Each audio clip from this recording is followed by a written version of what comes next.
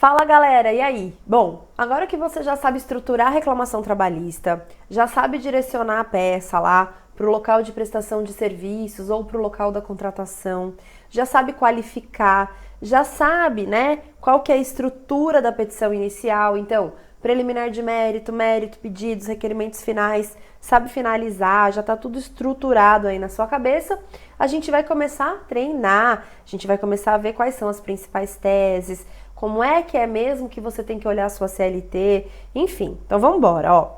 Como que nós vamos fazer isso, professora? Eu vou jogar aí na sua tela um exercício aqui pra gente começar, tá? Então vamos lá, ó. Gabriel Umbelino iniciou suas atividades laborativas na empresa Informática XXP Limitada, não tem limitada, mas enfim, em 6 de outubro de 2017, trabalhando das 8 às 19, com 1 hora de intervalo para descanso e refeição. Foi demitido sem justa causa em 6 de outubro de 2018, quando então percebia o salário mensal de R$3.000 e até hoje não recebeu verba rescisória. Professora, como é que eu começo a fazer a prova? Ó, eu sugiro que você tenha lá uma folha de rascunho, que nessa folha de rascunho você coloque alguns dados essenciais, como por exemplo, ó, admissão, aqui ó, admissão,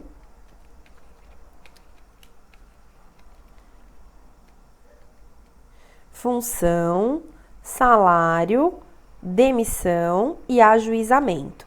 Nem sempre você vai ter todas essas informações, mas é legal você criar o hábito de fazer esse esqueminha, porque vai facilitar você na hora de procurar os dados, tá? Então, quando é que ele foi admitido aqui, ó? Ele foi admitido em 6 de outubro de 2017, certo? Ele tinha que função? O problema não fala. Que salário? Ah, não, fala sim, né? Fala, gente.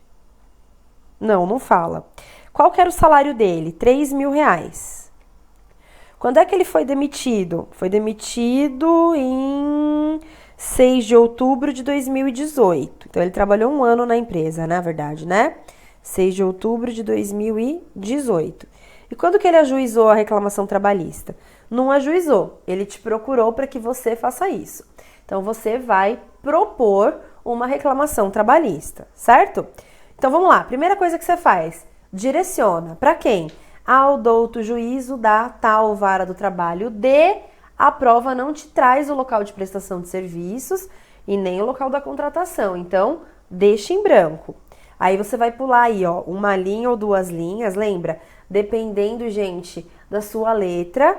E vai começar. Gabriel Umbelino, começa lá. Qualificação e endereço completos. Por quê? Porque a prova não me dá nenhum dado do Gabriel. Vem como? Respeitosamente, perante Vossa Excelência, por seu advogado adiante subscrito, procuração anexa, com o escritório profissional no endereço completo. Então, falei da procuração, falei do endereço. Onde recebe notificações e intimações, com fulcro no. Quais são os artigos aí? Memoriza. 840, combinado com 319, por força do artigo 769 da CLT, propor, que é o verbo correto, reclamação trabalhista, pelo rito ordinário. Por que é rito ordinário, professora? Porque quando a prova não diz nada, a gente coloca que é ordinário. Se a prova te trouxer o valor e você conseguir enquadrar no sumaríssimo, ou se a prova disser que é sumaríssimo, então aí será rito sumaríssimo. Aqui ela não disse nada, ordinário. Em face de, coloca o nome da empresa, qualificação e endereço completos, pelas razões de fato e de direito que passa a expor. Terminei a qualificação. O que eu tenho que fazer agora? Lembra da estrutura da peça. Como é que é mesmo? Ó, preliminar de mérito. Depois, mérito. Depois, pedidos. E depois, requerimentos finais. Fácil. Aqui é preliminar de mérito, né? Pessoal, preliminar de mérito é o quê? É quando existe alguma questão urgente. O idoso, o doente, o deficiente. Ou então, quando a ação versa exclusivamente, ou seja, só sobre salário, ou quando é uma questão de falência, aí a gente vai para as preliminares de mérito. Aqui tem preliminar de mérito? Não. Então, o que a gente faz? Pula direto para o mérito. E aí você já colocou lá na sua peça, ó, admissão, função, salário, demissão e ajuizamento, na sua folha de rascunho. O que você vai fazer aqui? Quais são as teses que existem nesse problema? Vamos ver, ó. Gabriel Umbelino iniciou as atividades trabalhando das 8 às 19. Gente, se aparecer numerinho, 8 às 19, né? Das 8 às 20, presta atenção porque tem tese de jornada. Tese de jornada pode ser hora extra, intervalo intra-jornada, intervalo interjornada, entre uma jornada e outra, ou adicional noturno, certo?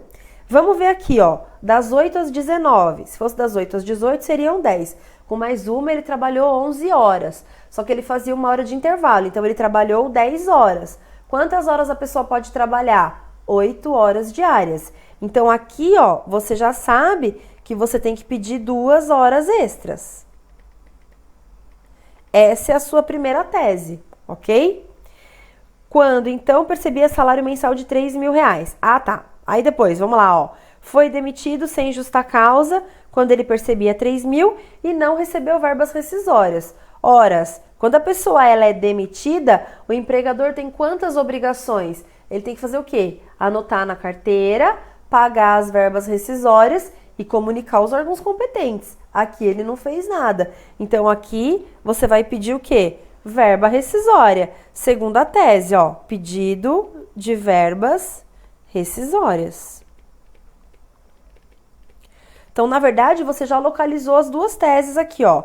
Pedido de horas extras, pedido de verbas rescisórias.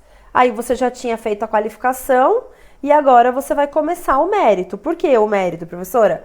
Porque não tem preliminar de mérito. Então, vamos direto para o mérito. Das horas extras.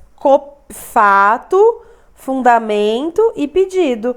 Copia o que está no problema, fundamenta no índice remissivo e faz um requerimento pequenininho aí, um mini pedido, ó. Como é que é mesmo?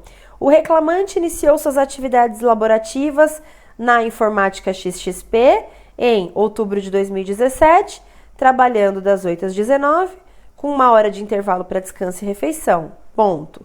Foi demitido sem justa causa em 6 de outubro de 2018, quando então percebia salário mensal de R$3.000. Expliquei os fatos. Fundamento. Professora, como é que eu vou saber agora? Ó, você não está falando de hora extra? Você não quer localizar o artigo que diz que a pessoa só pode trabalhar 8 horas diárias? Sim. Então, o que você faz? Ó, vem aqui comigo, ó. Pega a sua CLT. Vai lá em horas extras. Não importa qual é a CLT, tá, gente? Eu tenho a minha predileta, mas aí é seu critério. Vai lá nas horas... Só se preocupa que seja uma CLT com bom índice remissivo. Horas extras. Cadê? Peraí, ABCDFGHI, J... Ah, já foi, gente. H. Aqui. Horas extras. Achei. Deixa eu ver. Tô fazendo junto com você. Peraí, só um pouquinho de paciência. Achei. Horas extras. O que você vai procurar dentro de horas extras? Geralmente tá em previsão legal, previsão constitucional. Aqui eu já localizei a minha, ó. Previsão constitucional e logo abaixo, previsão legal. Então, o que eu faço? Volta aqui pra peça, ó. Você vai lá no artigo, né? Lógico, ó.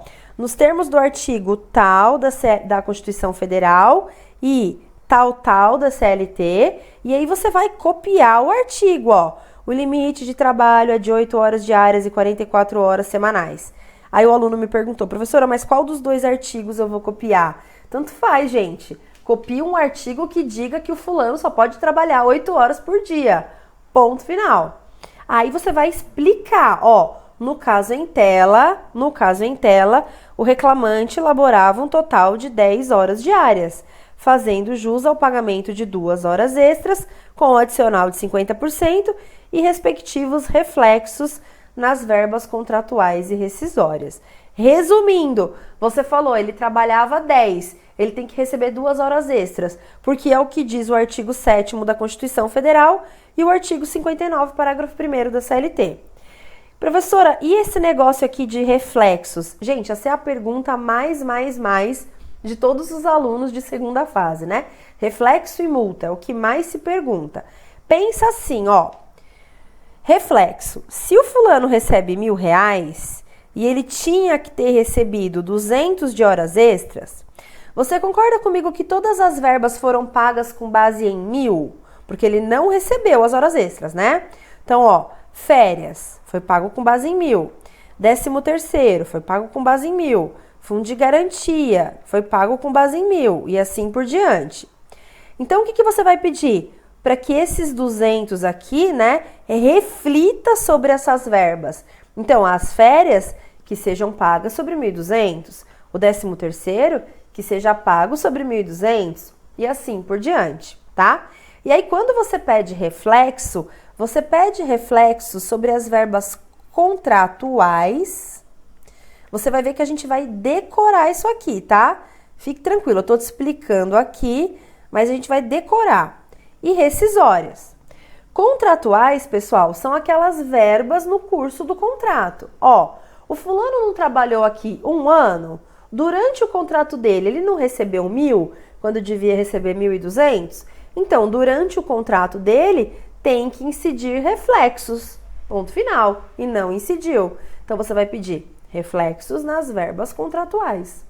E aí você vai olhar para o problema e vai falar, ele está pedindo demissão, ele está saindo da empresa? Tá, então eu vou pedir também os reflexos das horas extras nas verbas rescisórias. Aí olha só, se você só escrevesse assim, ó, requer o reflexo nas verbas contratuais e rescisórias, o juiz ia falar assim, meu filho, quais são as verbas contratuais a que você se refere? Quais são as verbas rescisórias a que você se refere? E aí o juiz ia falar, se você não discriminar, a sua petição é inepta, porque ela está incompleta, entendeu? Então, por isso, tem uma forminha aqui, ó. Verbas contratuais são essas aqui, ó. Verbas rescisórias são essas aqui, ó. E você vai fazer o quê mesmo? Vai memorizar quais são as verbas contratuais e quais são as verbas rescisórias. E aí fica, diante do exposto, requer o pagamento de 2 horas extras diárias, bem como seus reflexos nas verbas contratuais, abre parênteses, especifica, e nas verbas rescisórias, abre parênteses e especifica. Tranquilo, né, gente? Beleza, aí eu terminei a primeira tese, que é a tese de hora extra. Então, eu vou lá na minha folha de rosto, aqui, deixa eu ver aqui, aqui, ó, já fiz a das horas extras. Falta das verbas rescisórias, então vamos embora agora, ó. Das verbas rescisórias, aqui é 2, na verdade, né, gente? Não é 1, não, é 2. Das verbas rescisórias. O reclamante explica os fatos, faça o fundamento e faça o pedido, ó. O reclamante foi demitido em 6 de outubro e passado um mês não recebeu verbas rescisórias. Fato, já expliquei. Diante do exposto, qual é o artigo que fala que quando o contrato de trabalho é extinto, a empresa tem que cumprir obrigações? 477, da extinção do contrato de trabalho. Pega o seu índice remissivo, procura lá verbas rescisórias, extinção do contrato de trabalho, depende do índice remissivo. Procura a palavra-chave. Professora, não achei no índice remissivo. Vai no índice da CLT. Procura lá. Extinção do contrato de trabalho. Não tem lá, né? Contrato, depois tem interrupção e suspensão, depois tem extinção. Então, às vezes, o aluno não localiza no remissivo, aí eu sugiro, vai para o índice da CLT, que ele pode te dar uma luz lá. Aí, como é que ficou aqui, ó? Nos termos do artigo 477 da CLT, você até poderia ter complementado aqui, né? E falado que o empregador tem a função de fazer o pagamento das verbas, comunicar os órgãos competentes e dar baixa na CTPS. Você poderia ter completado. Eu aqui já fiz o pedido direto, então eu falei, nos termos do artigo 477 da CLT, requer, né, o pagamento das referidas verbas. Quais sejam? Quais, gente? As rescisórias. Quais são mesmo, professora? As que estão aqui no seu modelão, ó. Coloca lá. Aviso prévio, saldo de salário, 13º proporcional, férias proporcionais mais 1/3, multa do 40% sobre FGTS. Aí, presta atenção, quando você faz um pedido de rescisão de verbas rescisórias, você não quer só receber o valor das verbas, você quer mais algumas coisas. O quê?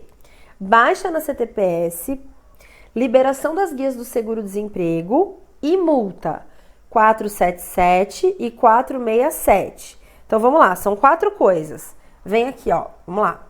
O que mais que você quer aqui, ó? Baixa na CTPS, coisa número 1, né? Coisa número 1. Liberação das guias do seguro-desemprego ou uma indenização compensatória, coisa número 2. Multas. Existem, gente, 2 multas que a gente usa aqui na segunda fase. A multa do 477, parágrafo 6º da CLT e a multa do artigo 467 da CLT. A do 477 é uma multa quando a empresa não paga as verbas em 10 dias.